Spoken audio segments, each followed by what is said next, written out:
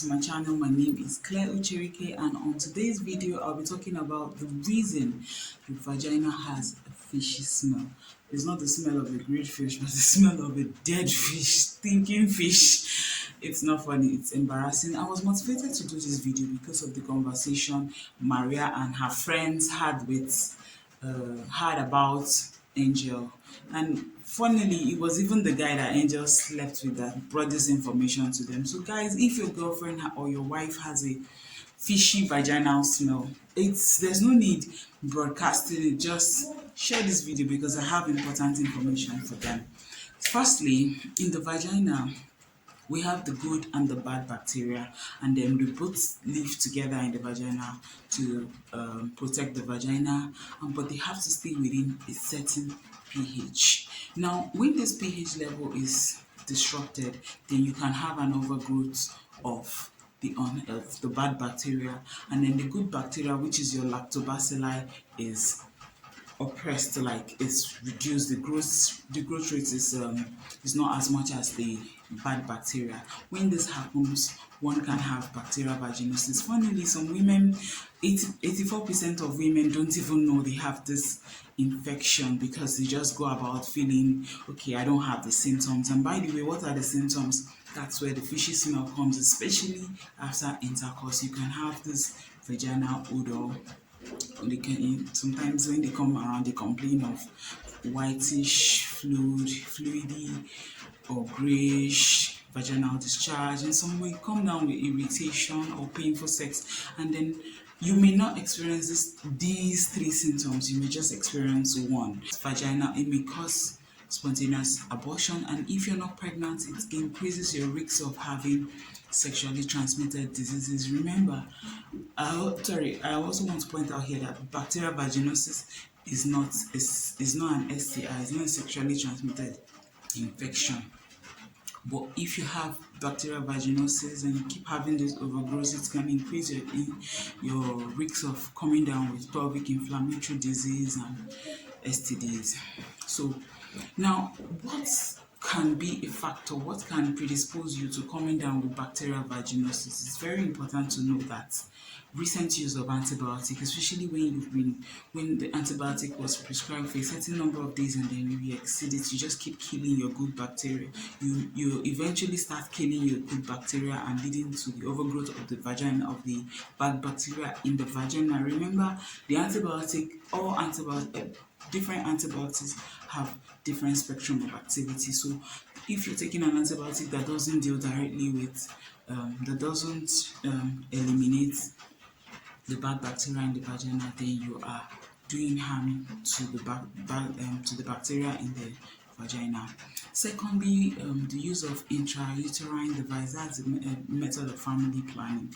When you do this, when you use this intrauterine device, it's a foreign device in the body. It can lead to the overgrowth of bad bacteria. Thirdly, if you have decreased estrogen level, if you have multiple sex partners, if you clean or involved in douching. What is douching? Douching is simply using fluid with mixtures like vinegar, boric acid, baking soda to clean up. Girl, seriously, God has created the vagina in such a way that naturally it cleans itself. So you don't need to introduce those chemicals all in the name of cleanup because you feel this fishy smell. And when you experience this fishy smell coming from the vagina, you use soap. You just you keep using, especially when you use medicated soaps. This soap further does harm to the condition or the situation you're already experiencing. As much as you may feel refreshed at the moment, but bet you'll still be experiencing the symptoms you're experiencing, except you do the needful. And I'm coming to the needful. And please, if you haven't subscribed to this channel, please do so, because this helps me know that I'm adding value to you. And then when you put on the notification bell, you will know when I upload videos that are very enlightening. So back to bacterial vaginosis. Now, you'll be wondering, how can I prevent bacterial vaginosis? It's very simple. Firstly, you should clean from front to back, not from back to front. That's from your anus to the vagina. When you clean from back to front, you introduce the bacteria from the anus to the vagina. And remember, both of them, the two areas, in as much as they are close, they have different breeding ground for different bacteria. So if you're introducing the bacteria from the anus to the vagina, then you know you're doing harm to your vaginal health. Next, you should wear cotton pants. It can't be overemphasized. I'm sure some of your friends or colleagues would even encourage you, especially if you're someone that keeps wearing all those panties or the other materials that can be very harmful to your health, in that they can serve as a breathing gown, make the vaginal area moist, and encourage the overgrowth of bad bacteria. Then thirdly, if you have low estrogen level, you can increase your intake of soybeans, flax seeds, garlic. All these foods helps to boost your estrogen level. And then if you're already using IUCD as intrauterine device, and this is making you come down with bacterial vaginosis, then you can use other methods of family planning. Go to the gynae, go to the clinic and find out what works best for you. And it's also very important that you eat healthy meals. Don't dwell only on junks or sugary foods. And if you don't know the harm that sugary foods are doing to your health, please click on my video on things I forgot about sugar, so that you would get that information. And also please share this video. Now, when I want you to know that bacterial vaginosis can be treated, yes. And by the way, I have a bonus tip for you, so stay to the end of this video and I will share that bonus tip with you. And for your question for the day, I want you to tell me different things you have used in cleaning the vagina so that I would know and know how to counsel you with regards to that. Please do that. I'll meet you in the comment section. So back to the treatment of bacterial vaginosis. Bacterial vaginosis can be treated with antibiotics, suppositories, or creams, which can be inserted or taken orally. Now, if you're giving drugs to take, especially drugs you take 3 times a day, then you should know that there should be 8 hours interval, and if it's just twice daily, then it should be taken 12 hourly. This is very important in the way the drug works, the antibiotic works. Then you should know that you shouldn't share your medication, you shouldn't take another person's medication, you should keep the medication in the original container and away from children.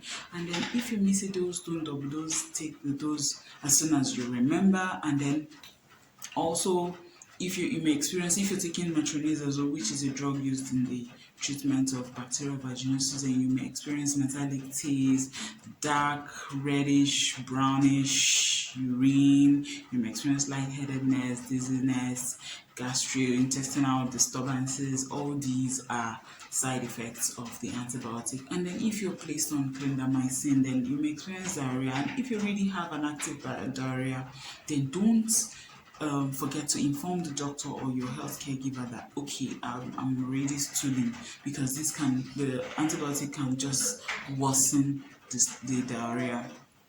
And please, if you experience stomach GI disturbance when you take your medicine, then you should take it with meal and take it as prescribed. Don't overdose, and don't start medicating or treating others. If you feel you have this smelly, fishy odor, then go to the clinic, get tested, and get treated. Please.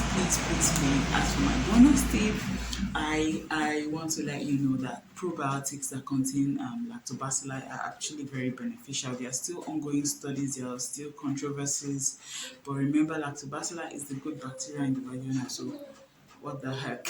Why not just supplement if you've already diminished yours with by using medicated soaps to clean down there.